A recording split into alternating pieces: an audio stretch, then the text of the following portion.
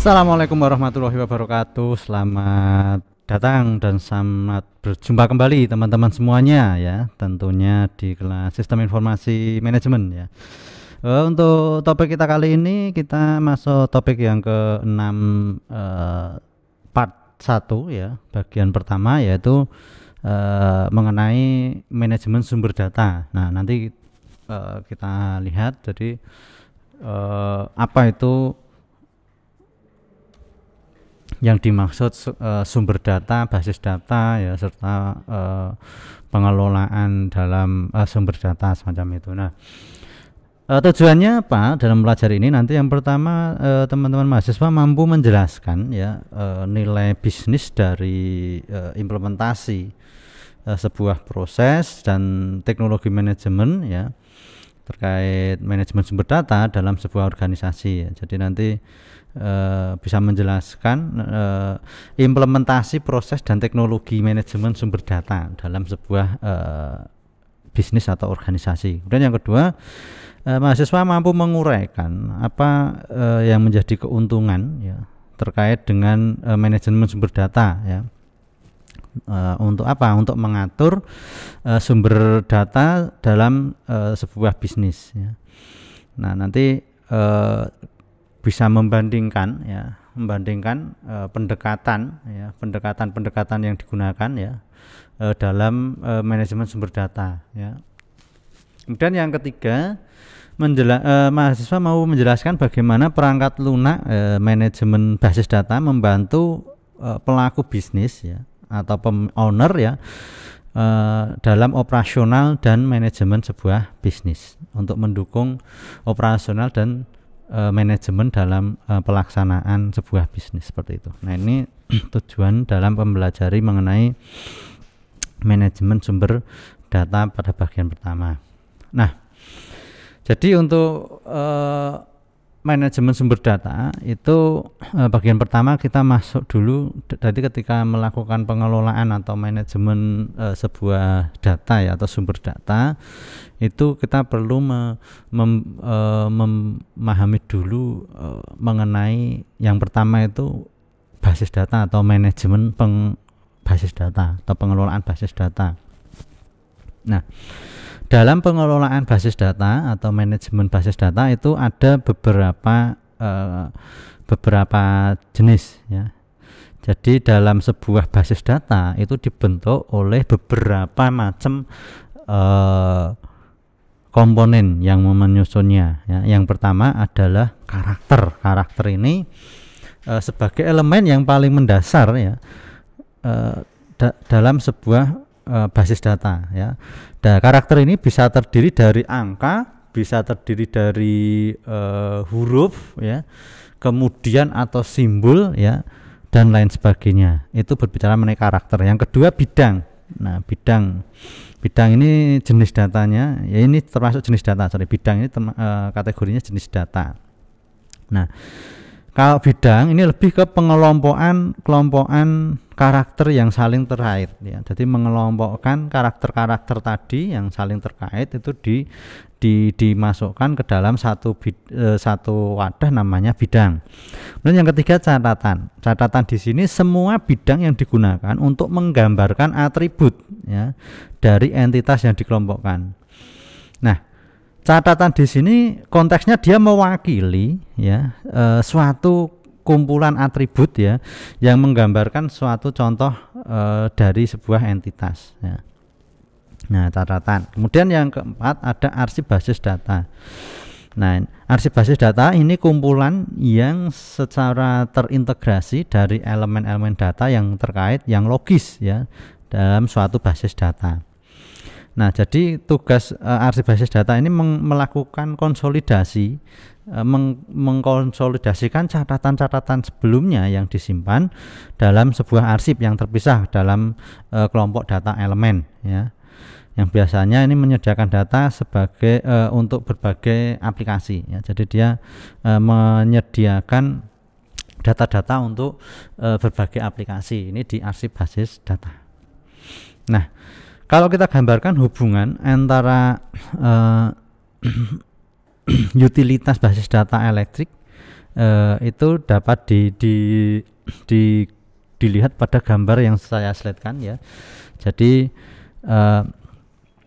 dalam sebuah basis data itu ada entitas, ada hubungan. Nah, entitas itu terdiri dari pelanggan, meteran, tagihan, pembayaran ya.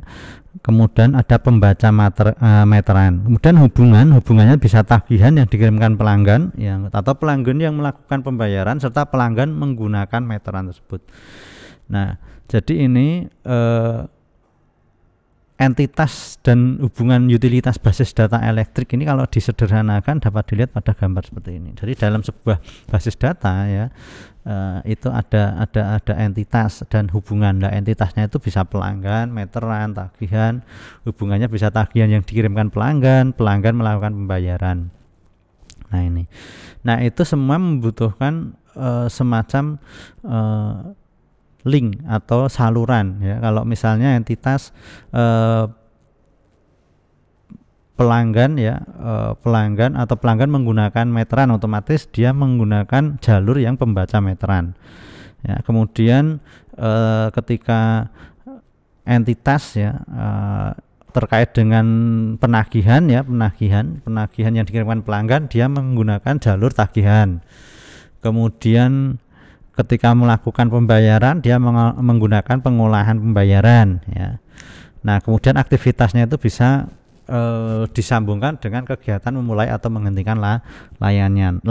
Jadi dalam simbol sistem itu biasanya memang disimbolkan silinder itu sebagai penyimpanan data semacam itu. Penyimpanan data secara bisa secara elektronik, bisa secara manual. Namun ini konteksnya yang kita bahas ini menggunakan elektronik. Nah, dalam basis data itu memiliki struktur ya. Ada 5 struktur yang dikenal ya dalam sebuah basis data. Yang pertama ada struktur hierarkis, namanya aja struktur hierarkis. Itu hubungan antar catatan itu terjalin secara berjenjang ya, dari atas ke bawah ya, dan dari hubungan antara elemen satu dengan elemen yang lain itu secara berjenjang dari atas ke bawah. Nah, ini bisa membentuk semacam kayak pohon semacam itu. Nah, jadi antara satu elemen dengan elemen yang lain itu dihubungkan oleh satu elemen yang terpusat atau tersentral ya, ke satunya elemen yang menghubungkan ke beberapa elemen tersentral semacam itu. Nah, itu biasanya posisi sentralnya itu di atas, kemudian terhubung ke beberapa elemen di bawahnya secara berjenjang. Lah, nanti di bawahnya menghubungkan lagi bawahnya secara berjenjang. Nah, itu kalau dilihat seperti pohon, makanya dinamakan struktur hierarki. Kemudian yang kedua struktur jaringan.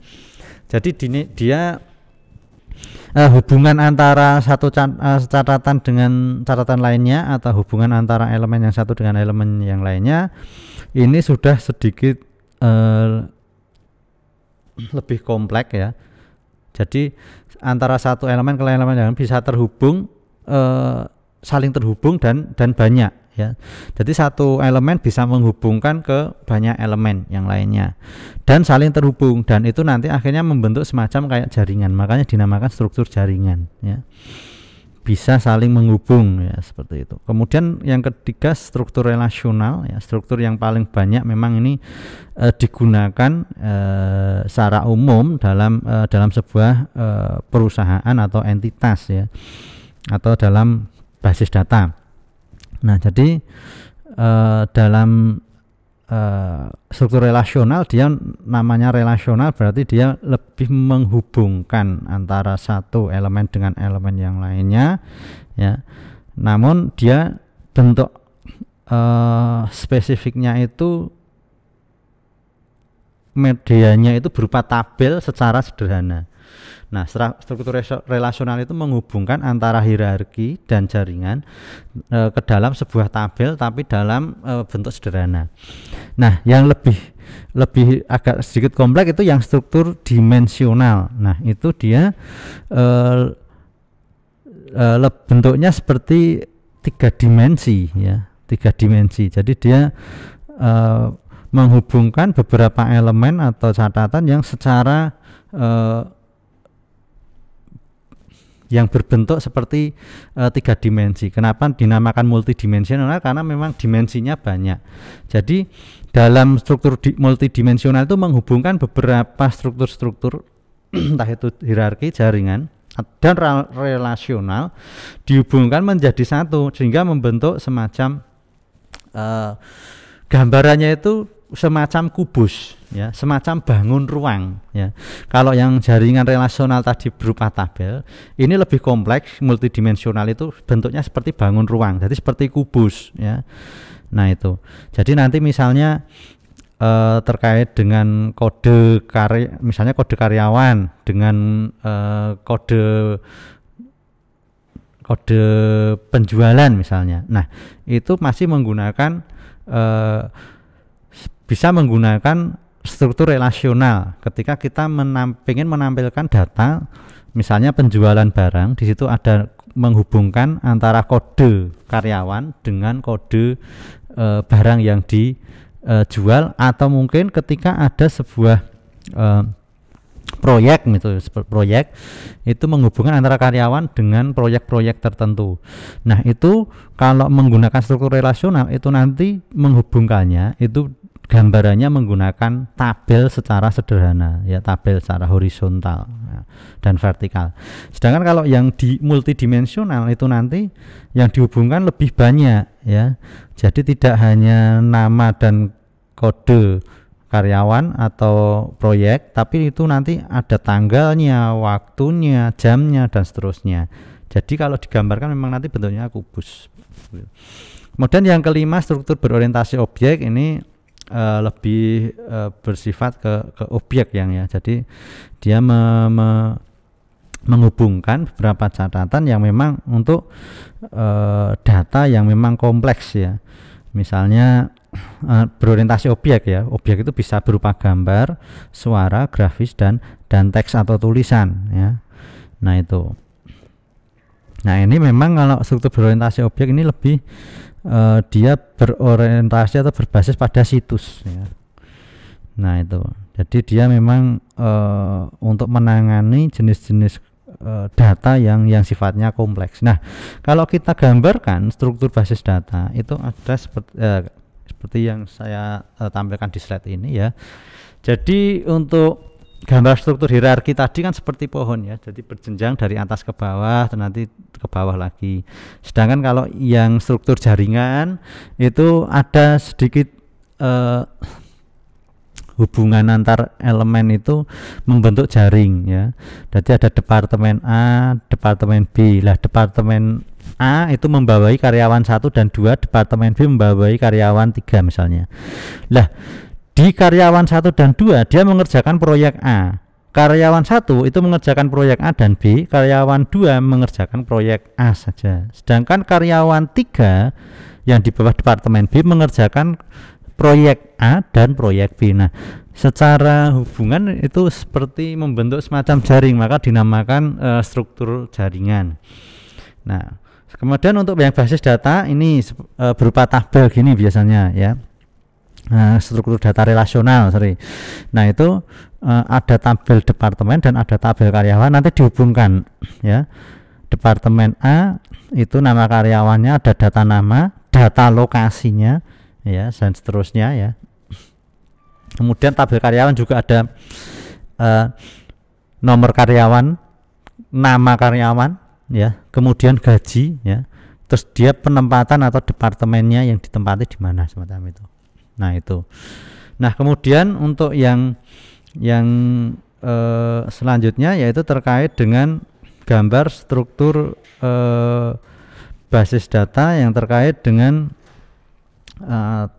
misalnya dalam sebuah perusahaan atau perbankan itu struktur basis data yang lebih ke objek, ya. Objek itu misalnya dalam sebuah perusahaan perbankan, ya. Kemudian objek yang mau diamati atau dicek itu berupa tabungan, ya, tabungan. Nah itu bagaimana, ya, cara menggambarkan skema pengecekan ya tabungan ya. Kemudian itu dapat di apa ya istilahnya diteruskan atau dilanjutkan ke dalam sebuah basis data ya. Jadi ketika melakukan pengecekan ke basis data tapi menggunakan struktur objek basis data yang berupa objek ya. Itu mulai dari atas itu ada objeknya itu ada objek akun perbankannya, ada objek akun pengecekan dan objek akun tabungan. Nah, dalam akun bank ya objeknya terdiri dari atribut dan operasi. Nah, kalau atribut itu bisa nama nasabah, saldonya, terus bunganya. Kemudian untuk operasi itu ada deposito, penarikan atau penarikan ya, withdrawal atau mendapatkan kepemilikan ya dan seterusnya, atau mendapatkan bunga semacam itu. Nah, kemudian itu objek itu diwariskan, diturunkan ke objek akun pengecekan. Atributnya terdiri batas kreditnya, laporan bulanannya, kemudian dari operasionalnya ya, ada kalkulasi bunga yang terutang, kemudian mencetak laporan bulanan. Sedangkan untuk objek akun tabungan itu atributnya ada jumlah penarikan, laporan per kuartalan atau per tahunan ya, operasi, kalkulasi bunga terbayar ya. Kemudian untuk mencetak laporan per kuartalan. Nah, ini gambar struktur basis data untuk yang objek. Nah, selanjutnya yaitu mengenai pengembangan basis data. Nah, dalam melakukan pengembangan basis data itu berbicara mengenai pengembangan basis data itu sendiri ya dalam dunia teknologi informasi, bahwasanya pengembangan basis data ini bisa menggunakan semacam perangkat atau semacam perangkat ya. Contohnya adalah seperti kalau dalam komputer itu ada namanya Microsoft Access ya, atau Lotus Approach, pendekatan Lotus. Nah, ini memang alat ini digunakan untuk membantu dalam pengembangan basis data yang dibutuhkan ya, dan itu relatif lebih mudah. Nah, dalam pengembangan basis data itu perlu perencanaan dan desain dulu terkait dengan basis data. Yang pertama apa? Ada data perencanaan. Data perencanaan di sini dia melakukan sebuah pengembangan ya, aktivitas pengembangan ya mengenai model ya dari proses bisnis itu sendiri ya. Jadi dia mengembangkan sebuah model dari proses bisnis. Nah, dokumen alat pendukungnya apa ya? Jadi ini untuk model perusahaan dari proses bisnis ya dengan dokumentasi. Pendukungnya adalah dokumentasi. Kemudian yang kedua, ini persyaratan spesifikasi. Nah, jadi syarat-syarat spesifikasi menjelaskan jadi informasi yang dibutuhkan itu apa saja ya. Kemudian yang spesifikasi yang diperlukan dalam suatu proses bisnis apa saja. Nah ini memang nanti menggambarkan dalam persyaratan spesifikasi itu menggambarkan kebutuhan penggunanya. Ya, pengguna yang mungkin memang dalam sebuah basis data itu diwakili atau diwakili dengan menggunakan bahasa yang ilmiah atau mungkin diwakili dengan alat metodologi desain tertentu. Kemudian yang ketiga, desain konseptual. Dari setelah data perencanaan, persyaratannya masuk, baru nanti melakukan desain konseptual ya. Jadi desain konseptual di sini terkait menunjukkan seluruh persyaratan informasi dalam bentuk sebuah model yang tingkatannya lebih tinggi ya. Nah, ini memang beberapa bagian yang mendukung itu ada model data konseptual ya. Jadi ini untuk menunjukkan hubungan dalam suatu entitas, hubungan antar entitas ya, semacam itu dalam suatu entitas, dalam suatu perusahaan. Baru setelah desain konseptual selesai ya, selanjutnya adalah melakukan desain logis. Desain logis ini lebih ke kegiatan untuk menerjemahkan konsep konseptual tadi ke dalam model data ya, bisa menggunakan alatnya berupa database management system. Setelah itu yang terakhir yaitu melakukan desain fisik. Desain fisik ini menentukan struktur penyimpanan data dan metode akses ya. Itu desain fisik ini lebih merepresentasi atau menggambarkan penyimpanan model data secara fisik dan bagaimana metode yang digunakan untuk mengakses sebuah data tersebut. Nah itu.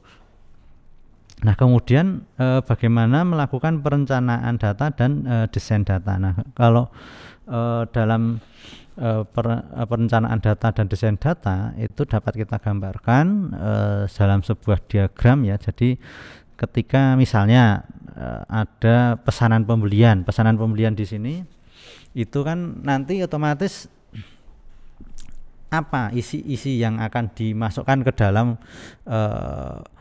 dalam data pesanan pembelian, yaitu bisa berupa pesanan pembelian ya. Jadi ketika melakukan pembelian suatu barang itu isinya berupa laporan atau catatan pesanan pembelian ya. Kemudian dilanjutkan ya, dilanjutkan ke dalam produk ya, itu dihubungkan dengan memesan pada sebuah produk. Kemudian dari produknya itu dilanjutkan atau dihubungkan dengan stok produknya. Ya, itu stok produk di sini sebagai persediaan, sebagai alat untuk mengetahui berapa stok yang ada. Lah, untuk melihat stok otomatis perlu ngeling atau perlu menghubungkan ke dalam bagian gudang ya, gudang sebagai tempat penyimpanan. Ya, jadi stok itu yang disimpan ke dalam gudang, nanti dalam gudang melaporkan ke bagian stok produk, lah stok produk nanti yang akan menginfokan ke produksi. Dan kemudian apabila ada barang yang sudah habis ya, atau mungkin waktunya melakukan order, nah nanti bagian produk itu akan dilanjutkan kepada pemasok untuk melakukan pembelian ya, semacam itu, untuk melakukan pembelian ke pemasok. Nah itu nanti pemasok akan memasok barang ke perusahaan, kemudian dimasukkan ke produk dimasukkan ke stok disimpan ke dalam gudang. Nah itu berjalan secara berurutan atau secara sistematis seperti itu perencanaan data dan desain data. Nah itu untuk pertemuan 6 chapter pertama ya, atau part pertama. Nanti minggu depan akan kita lanjutkan mengenai manajemen basis data, tapi yang pertemuan kedua. Mungkin dari saya cukup sekian. Assalamualaikum warahmatullahi wabarakatuh.